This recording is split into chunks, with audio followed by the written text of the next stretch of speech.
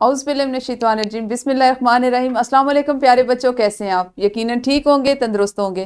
प्यारे बच्चों, आप जानते हैं हम पढ़ रहे हैं अपनी उर्दू पंजम जमात के लिए, और हमने इसमें अपना दूसरा सबक जिसका उन्वान है नात, उसको आज आगाज़ करना है, बाकायदा आगाज़ करेंगे। और आज हम उससे पहले हिस्से में पढ़ने जा रहे हैं। आप जानते हैं हम अपने इसबाक को कवायद इंशा से, ज़बान शनासी से उसका आगाज़ करते हैं। हमारे आज के सबक के हसलात ताल्लुम कुछ इस तरह से हैं: जमा को वाहिद और वाहिद को जमा में तब्दील कर सकें, इस मार्फा और इस नकरा का दुरुस्त इस्तेमाल कर सकें। प्यारे बच्चों, सबक का इस्लामी नुक्ता नज़र कुछ इस तरह से है। अल्लाह ताला सूरतुल नमल में फरमाते हैं, अल्लाह के सिवा कोई लायक इबादत नहीं, वही अजीम तख्त इक़्तिदार का मालिक है। वही अजीम तख्त इक़्तिदार का मालिक है, यानी अल्लाह ताला के अलावा कुदरत इक़्तिदार किसी और को हासिल नहीं।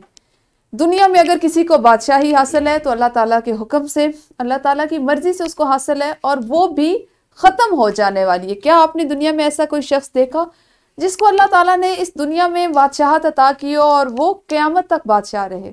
यकीनन नहीं, बल्कि ये वो चीज़ है जो अल्लाह ताला ने अपने पास रखी है। इस कुल कायनात का मालिक, खालिक और बादशाह, इसमें हर तरह की कुदरत रखने वाला, इक़्तिदार का मालिक सिर्फ और सिर्फ अल्लाह ताला खुद है। प्यारे बच्चों, हम पहले करेंगे दोहराई आप इस तस्वीर के ज़रिए करेंगे। आपने इस तस्वीर को देखना है और इसके बारे में अपने ख़यालात का इजहार करना है, यानी आपने बताना है कि तस्वीर में बच्चे क्या कर रहे हैं, उनके चेहरे के तासुरात क्या हैं, उनके जज्बात क्या हैं, वो किस चीज़ से खेल रहे हैं। वीडियो को रोकिए, तस्वीर को समझिए और अल्फाज में, जुमलों की सूरत में इस तस्वीर को बयान कीजिए। यकीनन आप लोगों ने इस तस्वीर को अच्छे से बताया होगा कि इसमें बच्चे क्या कर रहे हैं। प्यारे बच्चों, हमने चीज़ आज जो सीखनी है, जिसकी दोबारा से मशक करनी है, वो है वाहिद और जमा।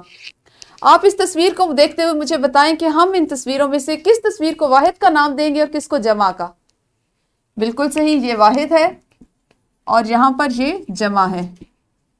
आपने तादाद की मुनासबत से इसको जमा का नाम दिया और इसको वाहिद का। अगर मैं आपसे ये कहूँ कि इस तस्वीर को आप मुझे इसमें मौजूद जो चीज़ है, जो अशिया है, उनके नाम बताएं तो क्या होगा? बिल्कुल सही, गाड़ियाँ, और वाहिद में गाड़ी।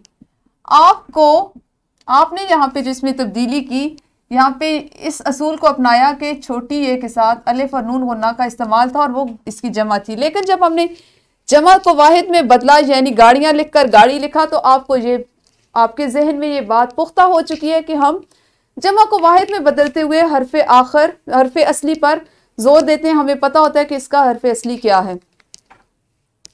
इस्म मारफा और इस्म नकरा, हमारी आज की जो चीज़ें हैं वो इस्म मारफा और इस्म नकरा पर हैं। आपके सामने एक मीनार है, ये क्या आप जानते हैं ये क्या है? जी, ये है मीनार पाकिस्तान। मीनार पाकिस्तान, और इसको हम इस्म मारफा कहेंगे क्योंकि इसकी अपनी एक पहचान है, इसकी अपनी एक शोहरत है, इसकी वजह शोहरत है। मीनार पाकिस्तान और कहीं नहीं है, ये पाकिस्तान में है, लाहौर में, और ये इसकी खसूसियत है। वैसे और यहाँ पे अगर हम लाएं इस मारफा को इस्म नकरा में बदलें तो ये एक मीनार है, इसको हम इस्म नकरा कहेंगे मीनार को, क्योंकि हमें ये नहीं पता कि ये किस मस्जिद का मीनार है। इसको हम एक आम मीनार की ज़ैल में लेंगे।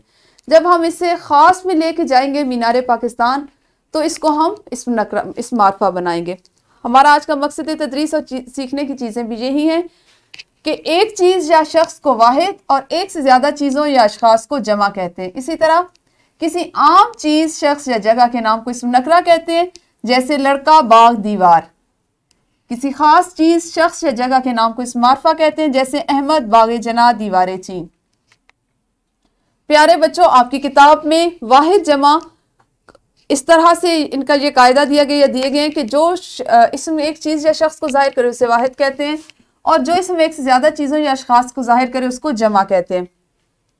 वाहिद से जमा बनाने के कायदे, कायदा नंबर 1 यहाँ पर आपकी किताब में कायदे का मिस प्रिंट है। इसको नई किताबों में या जो किताबें अभी आपके हाथों में, उसमें दुरुस्त कर दिया कि इसकी दुरुस्ती कर दी गई है, इसलिए यहाँ पे मैंने आपकी आसानी के लिए दुरुस्त कर दिए।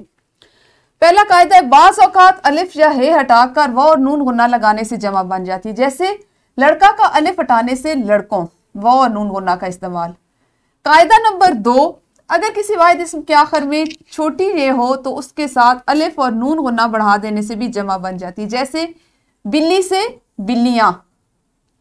कायदा नंबर 3, बाज वाहिद इस्मों के आखिर में ये और नून गुन्ना बढ़ा दें तो उनकी जमा बन जाती है, जैसे यानी असल लफ्ज हरफे असली मौजूद रहता है, उसके साथ सिर्फ ये और नून गुन्ना का इजाफा किया जाता है, जैसे किताब और किताबें, इसमें बे के साथ ये और नून गुन्ना का इजाफा करके उसको जमा में बदला गया।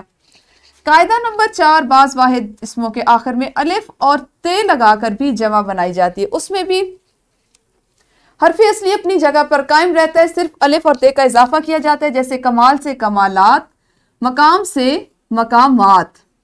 तो ये वो चंद कवायद हैं जो मजीद आपने सीखे, जिनको मद्देनजर रखते हुए, जहन में रखते हुए आप वाहिद को जमा में बदल सकते हैं। सरगर्मी आपकी यह है कि नज़्म में मौजूद इस्म मारफा और इस्म नकरा की अलग अलग फहरिस्त बनाइए। वीडियो को रोकिए और नज़्म यानी नात में मौजूद इस्म मारफा और इस्म नकरा की फहरिस्त बनाएं। जी यकीनन आपने ये सरगर्मी कर ली होगी। हम करते हैं अपनी मश्क। सवाल नंबर 7, वाहिद की जमा और जमा के वाहिद लिखें। इसके लिए आपने आज पढ़ाए जाने वाले, आज सीखे जाने वाले कायदों को जहन में रखना और उसके मुताबिक वाहिद को जमा में और जमा को वाहिद में बदलना है। आपका आज का जो घर का काम है उसमें सवाल नंबर 9 शामिल है। इस्म मारफा और इस्म नकरा की तारीफ तहरीर करें और 5 ऐसे जुमले तहरीर करें जिनमें इस्म मारफा और इस्म नकरा दोनों मौजूद हों, जैसे मस्जिद नबी एक अजीमुशान मस्जिद है। प्यारे बच्चों, ये और डिस्क्रिप्शन बॉक्स में जो वर्कशीट मौजूद है, इन दोनों को आपने घर से करके लाना है।